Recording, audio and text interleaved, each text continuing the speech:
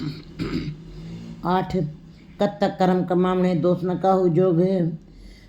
परमेश्वर दे भुलिया व्यापन तबे रोग। बेमुख होए राम ते लगन जन्म विजोग। खिन में कौड़े होए गए जितने माया भोग। विच न कोई कर सके किससे रोवे रोज। कार्तिक का महीना ऐसा है, सावन और भादों के महीने में तो आसमान में बादल और थोड़ी धुंध, थोड़ा आकाश पूरे तरीके से प्रकाशमान नहीं दिखाई देता, फैला हुआ नहीं दिखाई देता है, रोशनी भरा नहीं दिखाई देता। लेकिन जैसे ही कार्तिक का महीना शुरू होता है आकाश में प्रकाश छा जाता है और ये महीना प्रकाशमय है, उजेला हो गया है। प्रकृति नेचर से ही इस महीने के अंदर धुंध खत्म हो जाती है और प्रकाश हो जाता है। इसी प्रकार गुरु जी बता रहे हैं कि कार्तिक के महीने में ही कब तक कर्म कामने दोष न कहो। जो कार्तिक के महीने में जीव स्त्री भी अगर जो इस प्रकाशमय महीने में, जबकि पूरा वातावरण बिल्कुल स्वच्छ है, निर्मल है, प्रकाशमय है, इस प्रकाशमय वातावरण में अगर जो जीव स्त्री भी अपने अंदर नाम को का दीपक जलाए तो उसके अंदर प्रकाश हो सकता है। लेकिन अज्ञानी जीव आत्मा इस महीने में मदमस्त हो करके जुए में ही विकारों रूपी जुए में ही मस्त हो करके अपने इस महीने को भी व्यर्थ में गंवा देती है।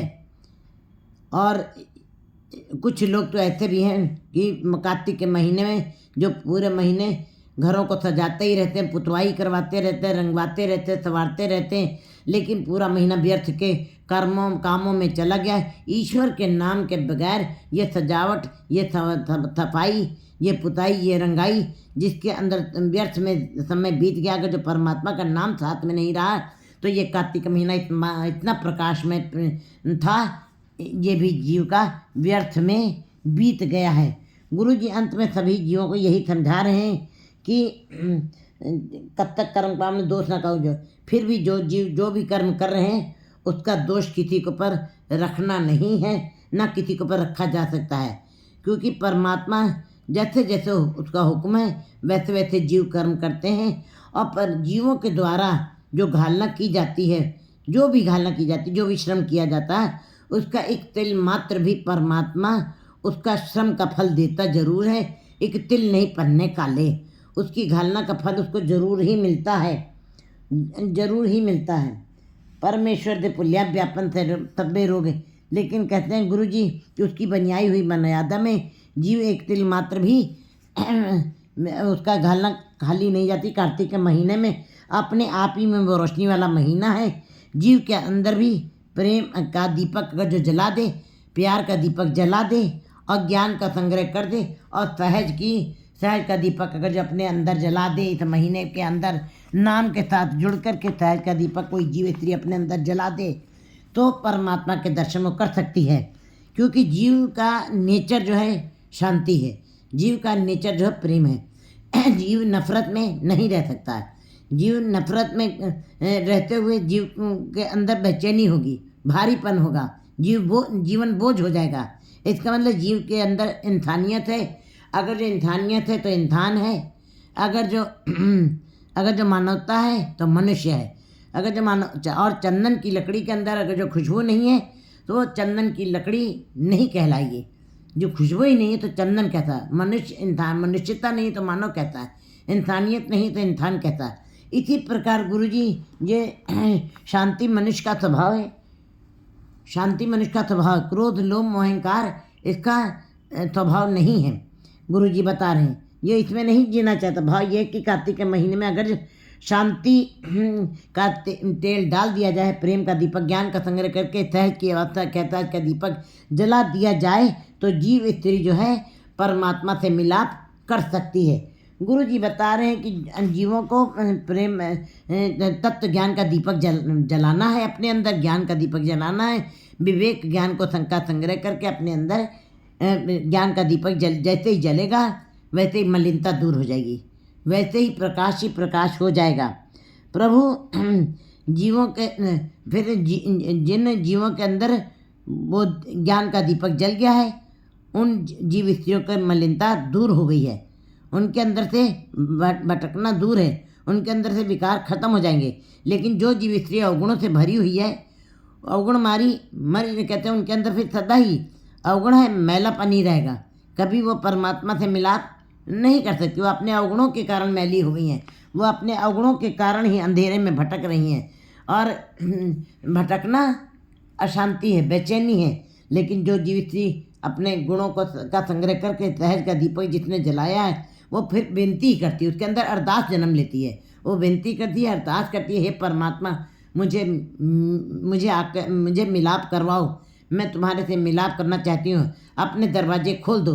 अब मैं तुम्हारे बगैर एक क्षण भी नहीं रह सकती। एक क्षण का जीवन भी मेरे लिए 6 महीने जैसा दिखाई देता है। इतना लंबा समय दिखाई देता है, एक पल 6 महीने की तरीके से तरह प्रतीत होने लगता है। तो गुरु जी बता रहे हैं कि कार्तिक के महीने में जो भी जीव काम करते हैं, अपने किए हुए कर्मों, पूर्वले किए हुए कर्मों के कारण उनको फल मिलता है।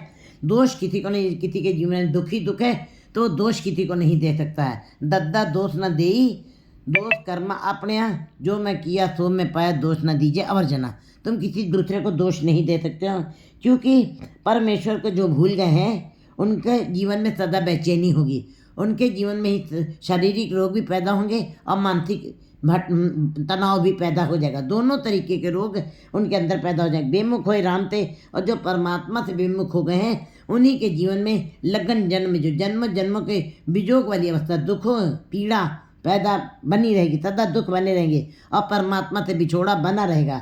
खिन में कौड़े हो गए जितने मायापोग, और जितने सांसारिक रिश्ते नाते थे जिनका हम रस ले रहे थे, आनंद ले रहे थे, परिवार का, स्त्री का, बच्चों का, संसार का, बाजार का, सारे ये सुख जैसे ही मौत आती है वैसे ही वो सारे स्वाद जो हैं कड़वे हो जाते हैं।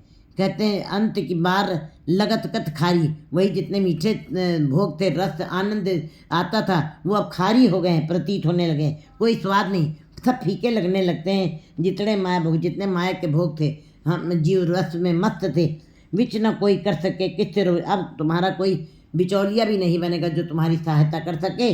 किससे रोए रोज, और किसके आगे अपने इन दुखों को